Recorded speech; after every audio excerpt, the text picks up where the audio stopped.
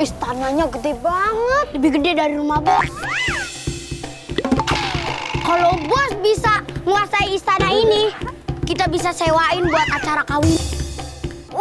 Gila, ini patung macannya 2. Gue ntar kalau jadi ratu di mari, ini patung gue ganti. Ganti apa? Yang ini jadi patung pancoran. Ini patung selamat datang. Kita masuk, kita kuasain kerajaan ini.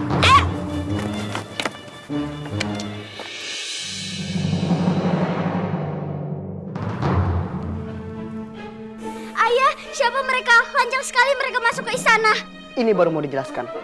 Paduka Raja, ini adalah pengacau kerajaan yang dibilang Patih tadi. Jadi kalian ingin mengacau di kerajaan ini?